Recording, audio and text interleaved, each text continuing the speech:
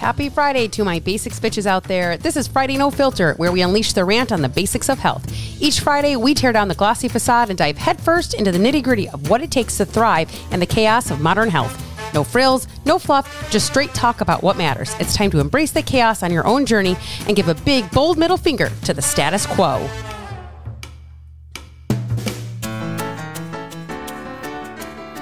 Hello, welcome back to another episode of Don't Call Me Skinny. Friday No Filter here. Coach Sarah here to chat it up with you. Thanks for joining. Thanks for tuning in. If you did not get a chance to go listen to Wednesday's episode, I had another coach on there. And I'm just going to kind of get to the root of the things that we talked about. And it's the constant things that I continuously see that I'm going to keep talking about, and you can get really annoyed with me, and I don't really care because this is what's happening. This is the, if you didn't listen to it, it is definitely a longer podcast. I'm not going to lie. You could break it up. You don't have to listen to it all at once. But you know, a part of the reason, I don't even know what I'm trying to say here, because there's so much to talk about throughout this process, but I have talked about, and I'll start here. I talked about last week or a week prior, going back to, I don't think that's the word I actually want to use, but adjusting back to a start-stop date for my Fat Loss Basics group coaching program. And there's a multitude of reasons why. And I actually talked a lot about this on that call with him this year. God, I am off. This last week on Monday, which was actually also a very long call, longer than normal. Typically, I like the calls to be anywhere between 20 to 40 minutes. This call ended up being like over an hour, which was very abnormal.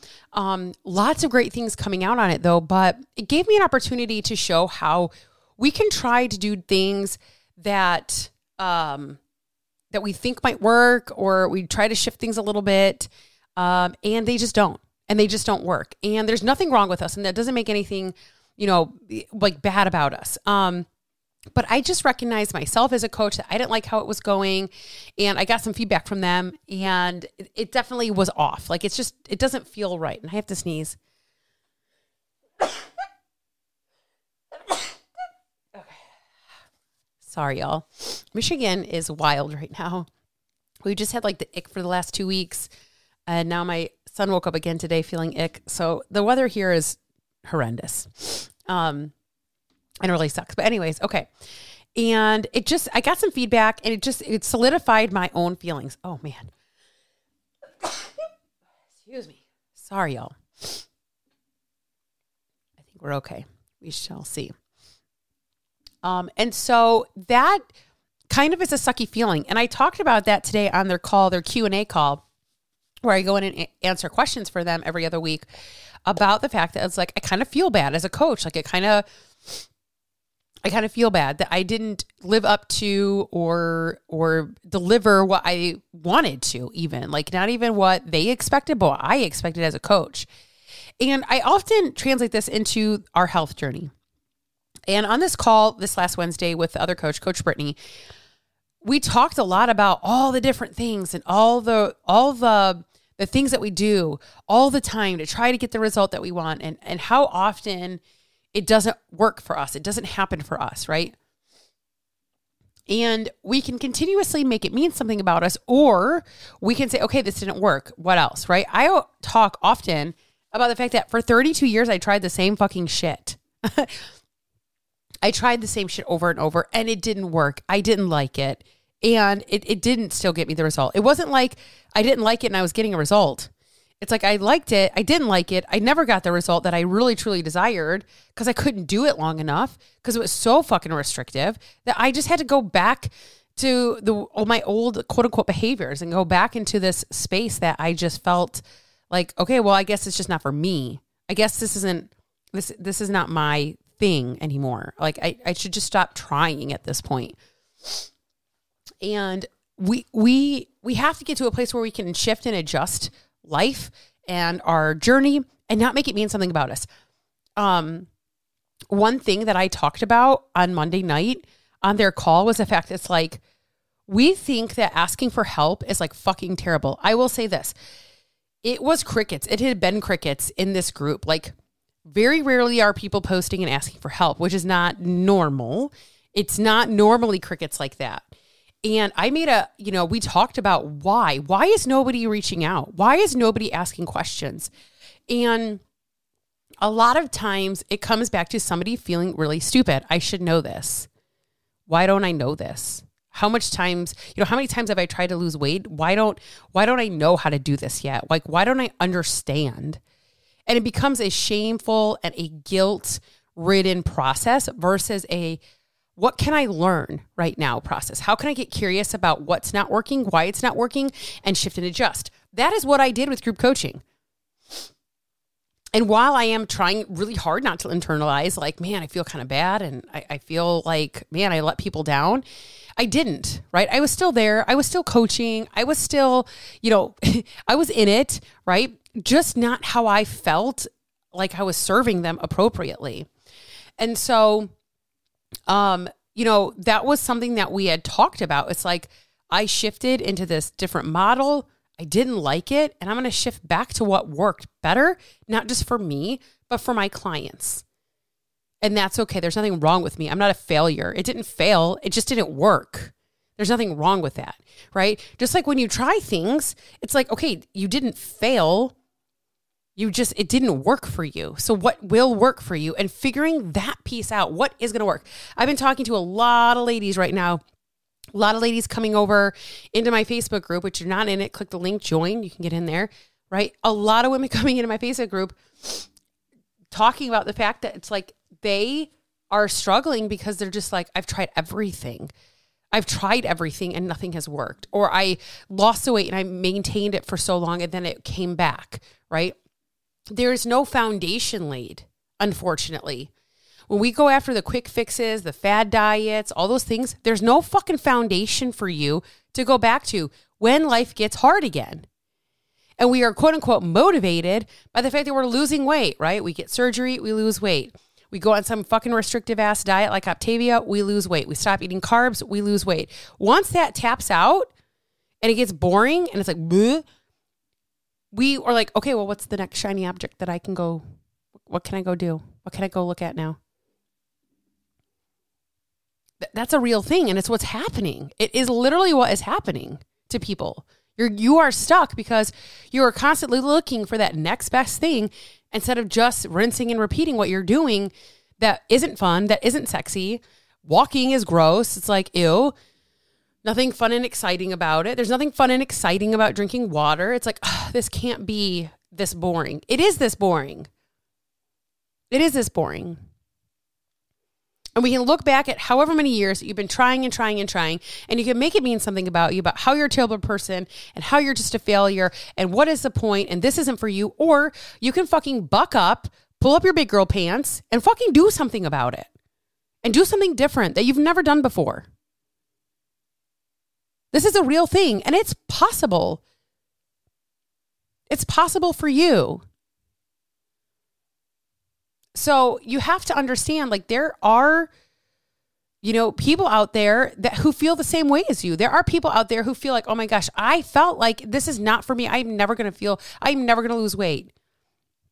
Even when I started the journey 9 years ago and I was like not losing weight and I went back on motherfucking Weight Watchers and then I started losing weight. I'm like, see, I can't do this. I can't do this. This is not for me.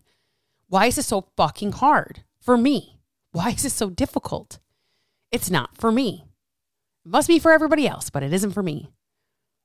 And I started making it all mean something about me. It doesn't have to mean anything about me. We need to stop defining what is for us, what isn't for us. We need to stop making all this stuff mean something about who we are as a person.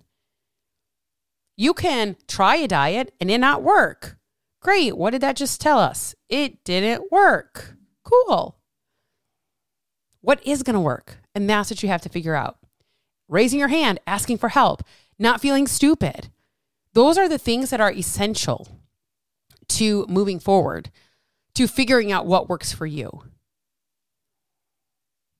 And at the end of the day, it doesn't matter how many diagnoses you have. It doesn't matter how many times you've tried. It doesn't matter all those things. You must lay a foundation down. You must lay a foundation down. It's imperative. Because no matter what other diet you try, it doesn't fucking matter. If your foundation is not built solid, you will always revert back to the habits that you had before. You will always revert back to those decisions that you choose over and over that feel good because that's what you fucking know. And it's what you've always done. And until you get out of that and until you understand better and ask hard questions that even make you feel stupid or dumb, even though it's not true,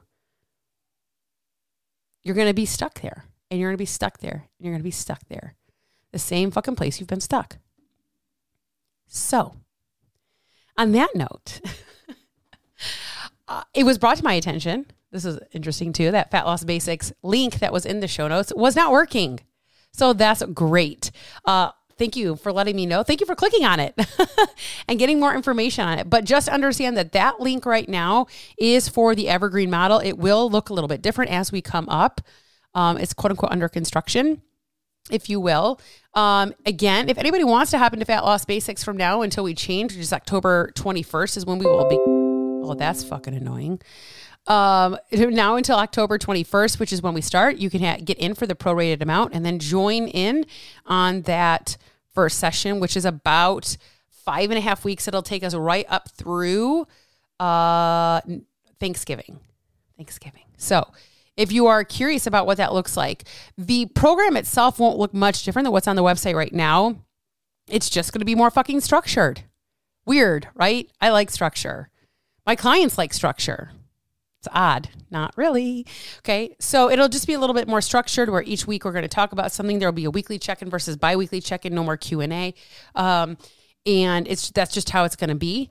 So if you have questions about it or you want to go check it out, like the premise of it, what it is for, who it is for isn't changing.